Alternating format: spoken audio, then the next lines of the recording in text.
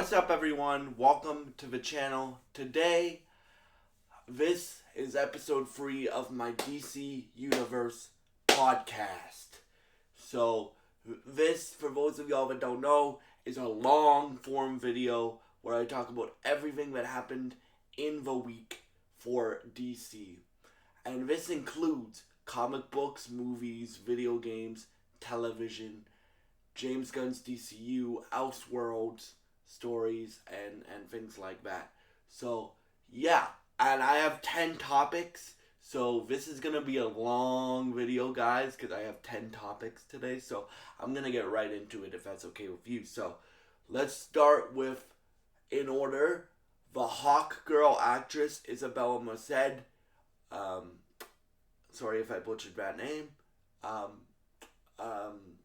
Teased a romantic relationship with Jon Stewart, Aaron Pierce's character, Pierce's character in the DCU.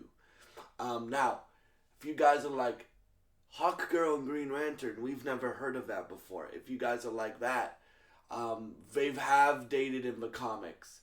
And it will be very interesting to see if this rumor does come true, or if this teasing by Isabella Merced is just her teasing anything, or it's just her teasing something, or she actually knows something. Because the rumor is that both Hawk Girl and Jon Stewart, Green Lantern, will be in James Gunn's Man of Tomorrow movie, the Superman sequel, coming out July 9th, 2027. So, yeah. I would love to see this. Both Isabel and Aaron Pierre are great actors, so I would love to see this. And it reminds me of like the versions of the superheroes that I grew up. Like I grew up watching even though Batman the Animated Series is before my time. Like keep in mind, I'm a kid from the 2000s. I was born in 2002. So the Batman that I grew up watching, like in 07, was Kevin Conroy's Batman and was Jon Stewart Green Lantern, and I saw this romance flourish on Justice League Unlimited, and I would love to see this version of the romance come to live action. So yeah, that's my opinion on that. Topic number 2. So now we're transitioning to Matt Reeves' Batverse. So this is the Robert Pattinson, Matt Reeves Batverse, where the Penguin TV series takes place and the Batman movie, the one that came out in 2022, takes place. This is an Elseworld story. It's Matt Reeves' own take on the Bat universe. So Matt Reeves, because the Penguin won a bunch of Emmys, which I reviewed the whole show on this channel. You guys know, if you guys have seen those reviews, you guys know how much I love that show. I think other than Peacemaker, well, not other than, like, so I think the Penguin is the best show that DC has ever done in their ever done, like in their career, right? I think it's the best show, but like Penguin is number 1, Peacemaker is number 2. So yeah. So Matt Reeves was doing an interview with Josh Horowitz, which Josh Horowitz is a great interviewer. Like he interviews a lot of big actors and big directors in the space, right? He asked Matt Reeves, like, since the success of the Penguin, do you want to do any more spin-offs of certain characters in your own Batverse, your own Batman universe? And he's like, we're thinking about it. We're thinking about doing a Penguin season 2. We're thinking about doing a more spin-offs. And I have a few ideas here of what they could do. I would love to see a Catwoman spinoff, or if the Court of Owls aren't the main villain of the Batman Part 2, I would love to see a Court of Owls series. That would be amazing, right? Um, I would actually love to see like a Two-Face series, or like a Harvey Dent becoming Two-Face series, right? And yeah, like those are some of my ideas for how Robert Pattinson's and Matt Reeves' universe of Batman characters and his what he calls the Batman crime saga can expand in ways and stuff like that. Also, now that we're on the Batman, I'm gonna group all the Batman, Matt Reeves, Robert Pattinson together. Um, so the Batman 2, Matt Reeves said, he also said in the same interview with Josh Horowitz that Batman Part 2 has a villain that hasn't been done before in any, like, in movies and stuff like that. So, I think it could even be Free People. And he's teased, like, it has to do with somebody that, is part of Bruce Wayne's history. So, um, right? So, here are the three that I think it could be. One, Hush. Now, personally, in my opinion, I think this Batman's too young for Hush. Of course, comic books are adaptations. They don't follow the comic to the T, right? They're adaptations. Like, the only movie that's ever done that is Sin City, right? But like the MCU doesn't follow the comic to a T. The DCU doesn't follow a comic to the T. The DCU is very comic accurate, but it still comes up with its own stories. So if Matt Reeves can come up with his own story about how Hush exists in his Batman universe and the storyline between Tommy Elliott and Bruce Wayne, I would love to see Hush as the villain of a Batman Part 2. And yeah, I would love to see that. Um, Villain number 2, and this is a deep cut. I don't know if you guys know this character. Mask uh Phantasm. Now Phantasm is from the animated movie starring the GOAT Batman voice, and rest in peace to Kevin Conroy again. Um, this is a movie that is set in the Batman uh, the animated universe created by Bruce Timm and Paul Dini, right? This is an animated movie set in that universe where it's basically a Batman origin story, and I'm not gonna spoil, just in case she is or they are the villain of the Batman Part 2. I'm not gonna spoil the story for you, but let's just say it pushes Bruce to be more active as Bruce Wayne and be more active as Batman. So I think that would be really interesting to see Robert Pattinson's Bruce Wayne to deal with. Um, and and yeah, um, villain number 3, the villain that I want either James Gunn to adapt with his Batman or Matt Reeves to adapt with his Batman is Court of Owls. Now, I'm assuming you guys all know who the Court of Owls are, but the Court of Owls are like the best Batman villain created in the last 15 years, right? In my opinion. So, they're created by Scott Snyder. They've been adapted on TV before. They haven't been adapted on a film. They've been adapted in a video game, Gotham Knights, which I may have my opinions of that game, but the way they adapted the Court of Owls, especially the Labyrinth scene, that was pretty accurate to what they were, right? So, I would love to see the Court of Owls if either James Gunn's version of Batman deals with it or Matt Reeves' version of Batman deals with it. But we're talking about Matt Reeves' version of Batman here. So I would love to see the Court of Owls be introduced in the Batman 2, right? And yeah, in terms of that, in terms of a Matt Reeves verse, that is all I have for you today from a Matt Reeves verse. So I grouped those all together. So now we're going to go into comic books for a topic. So, last week they dropped, and I don't have this comic yet because it's physical only, but I watched a video on it. Shout out to Comics Explained. So I'm going to explain to you what it is. So last week they dropped a Batman Deadpool crossover that's officially licensed by DC and Marvel, and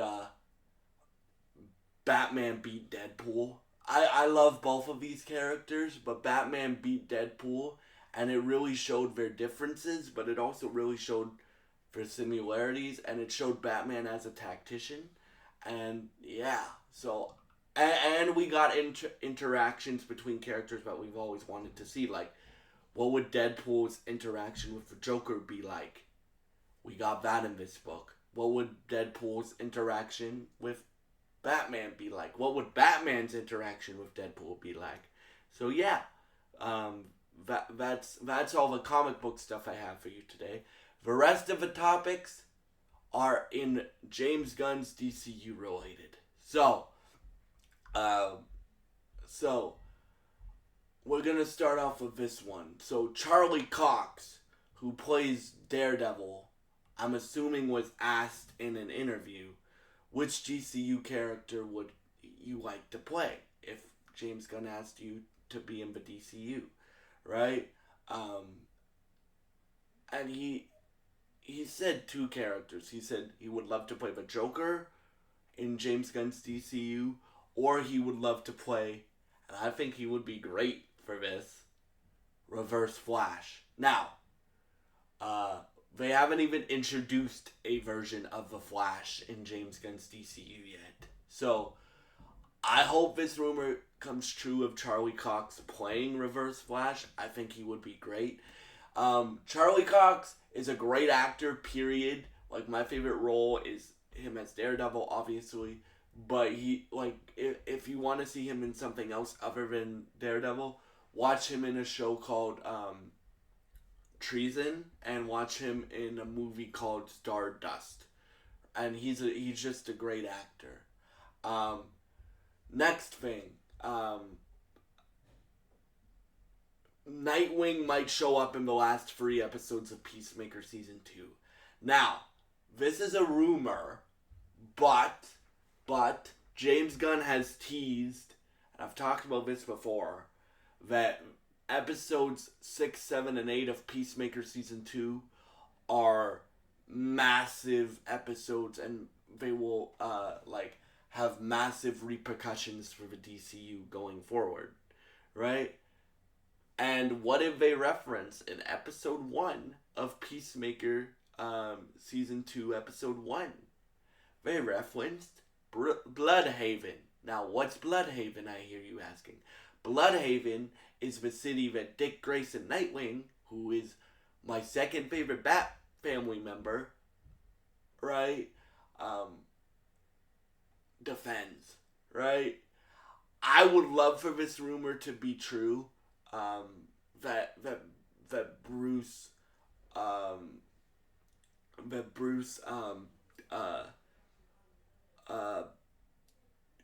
that Dick shows up in season 2, right? Because if you guys, I think there's gonna be multiple cameos. The way James Gunn has hyped these episodes up, like he hasn't even let people that see these episodes early, like Boba Talks and stuff like that, but people that review these episodes and do breakdowns of them, not me, because I'm not a big enough channel yet, but like for me, I watch them along with you guys, and I do my breakdown and review every Thursday. If you guys want to check those videos out, I would really appreciate it.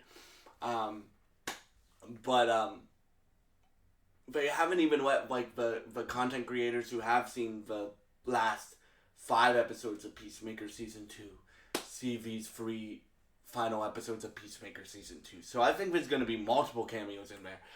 I would love to see Nightwing in like. It will be weird, but like I would still get hyped because I love Nightwing, right?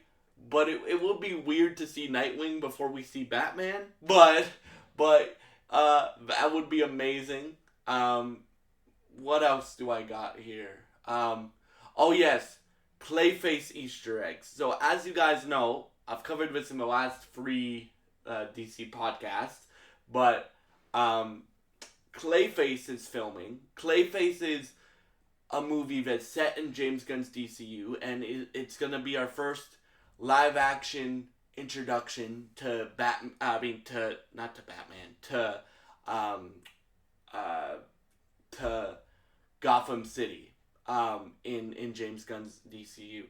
Now, why I say live action? We saw Gotham City in Creature Commandos. If you guys haven't watched Creature Commandos yet, watch Creature Commandos. It's amazing. But yeah, like, and they had a few Easter eggs. So last week I talked about Black Canary being referenced.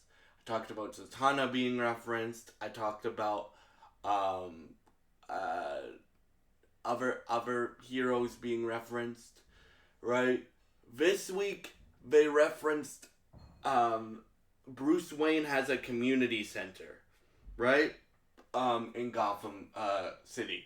Now, that's different from Matt Reeves' version of Bruce Wayne and Robert Pattinson's version of Bruce Wayne, because if they're gonna have 2 different versions of Batman, which they are, because James Gunn and Matt Reeves have confirmed that the 2 versions of Batman that they're both working on are different versions of Batman, right? They're gonna separate the 2 different versions of Batman. Yes, James Gunn's version of Batman is gonna be older. He's probably gonna have a 15-year career. But this is another way you could do it. Like Bruce Wayne, like read the Court of Owls run, right? The Court of Owls run starts off with Bruce Wayne like donating to charity and stuff like that. And that's what this center is, right? Like Bruce Wayne builds a center, and he donates money to charity as Bruce Wayne and does his Batman stuff at night, right? And yeah, so what do I think of this? I think this is cool for them to already establish like certain landmarks that are in Gotham already, like Wayne Manor is in Gotham somewhere, in James Gunn's DCU. This community center's in Gotham somewhere in James Gunn's DCU. I just like Clayface is one of my most anticipated movies for next year, right? Just because I want to see how they portray Clayface #1 and how they portray Gotham City in live action in James Gunn's DCU. So yeah, so that's one of the other topics. I'm just gonna look at my notes here, guys. Sorry if I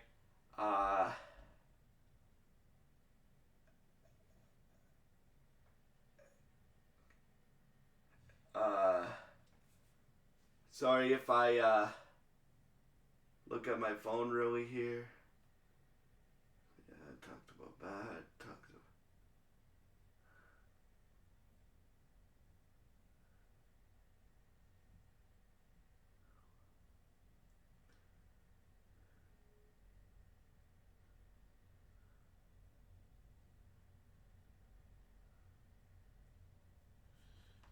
Alright, guys. Sorry, guys. I just have a lot of topics today.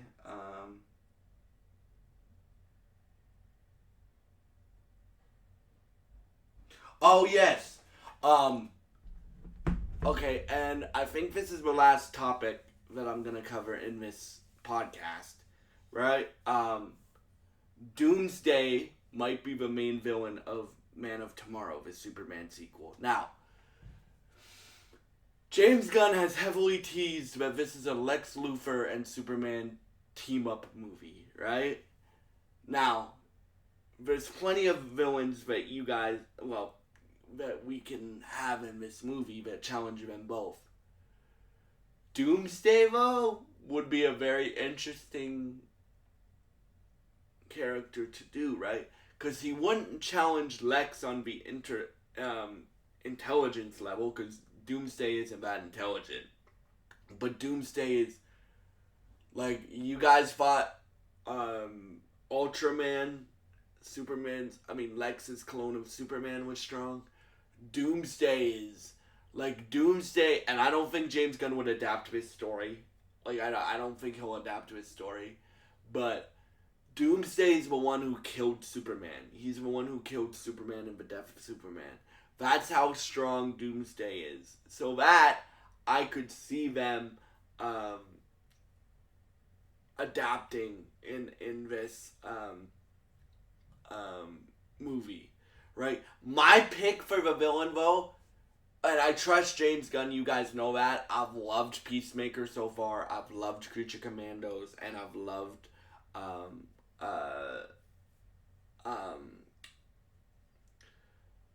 Superman, obviously. So I trust James Gunn. Doomsday is a very interesting pick for me. He wouldn't be my top choice for a villain. I want to see Doomsday eventually, but bro, like, do a villain that we haven't seen before. Like, do a villain like Brainiac or Mongol or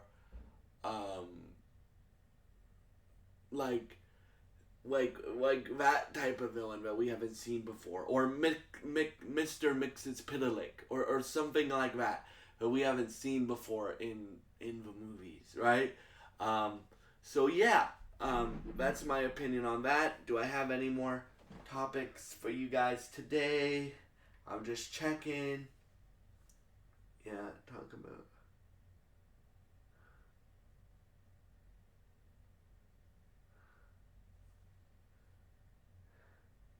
Oh yes.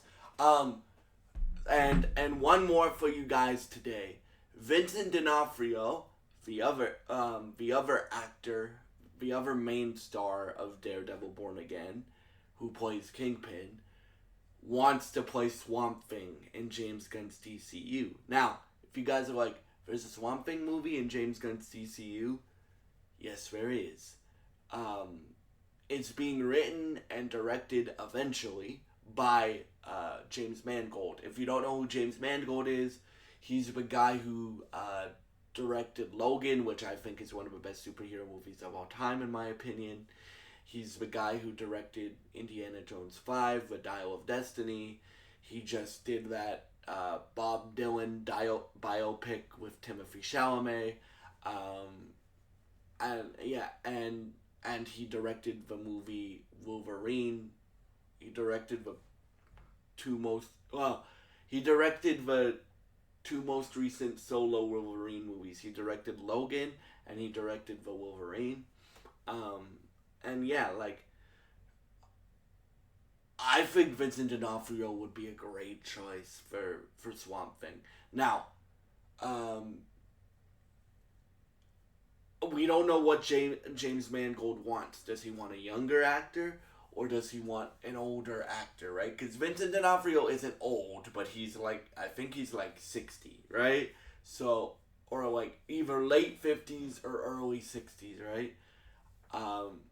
So I think Vincent D'Onofrio would be a great choice because of his voice, man. Like, just watch the way he portrays Kingpin, and imagine, like, obviously he would have to deepen his voice like this to play Swamp Thing, because Swamp Thing usually has a dull top a green type of voice like this. But I would love to see this, right? I think Vincent D'Onofrio would be a great choice for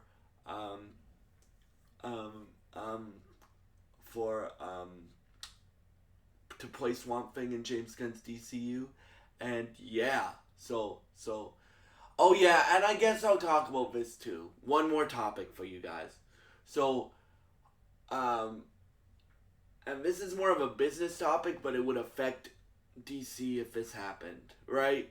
I don't know how much, I don't know how little, but Paramount or Netflix might buy Warner Brothers Discovery. Now, if you're asking, what's that have to do with DC?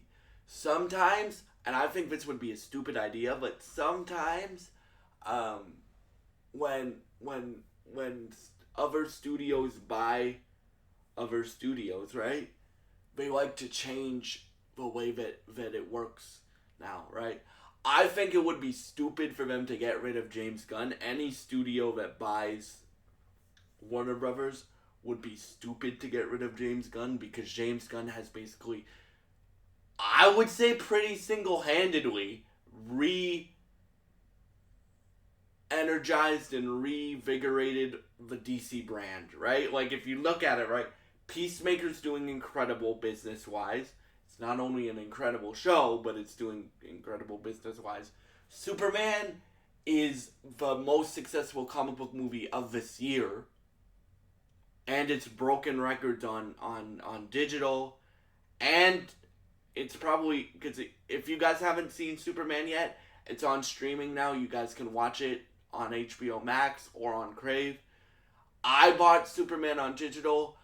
For any DC thing, I made you guys a promise that I would be covering every DC thing, right, that James Gunn puts out, or that every DC thing, like, that's what part of this podcast is. But yeah, like, I think whoever buys it, if it's Skydance, Paramount, or if it's Netflix, I think it would be. I don't want Netflix to get it. The reason I don't want Netflix to get it is because Netflix, they don't like theatrical releases, right? Like, every DC movie would probably come to streaming, which I know some people find is cool, right? But also, like, and I love Netflix. Like, Netflix has some great shows, like The Witcher, and they're doing an Assassin's Creed show and stuff like that. But if they were to buy WB, I would love to see, like, them commit to theatrical now that they have one of the biggest studios working today. If Paramount bought WB and DC, I would love to see Taylor Sheridan's crack at a DC superhero. I would love to see that. And the dude who runs Paramount now, David Ellison, seems like a fan of, like, nerd stuff, right? He's doing a Call of Duty movie. He's doing it. But also, like, getting rid of James Gunn and Peter Safran would be stupid for any studio that has bought or that potentially buys WB. And I'll tell you why. Not just because I'm a massive James Gunn fan, right?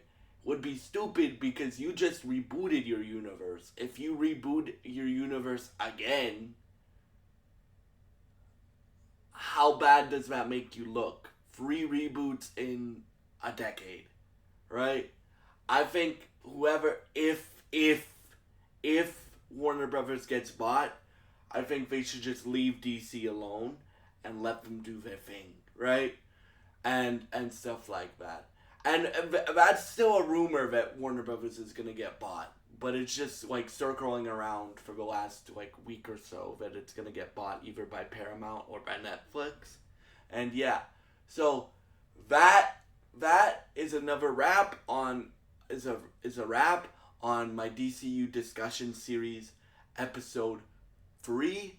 Thank you guys so much for watching, and I hope you have a great day. Goodbye, and God bless you guys. Oh, if you enjoy this content, please subscribe, like, and share this video. I would really appreciate it, and it would really help me out. Thank you for watching, and goodbye.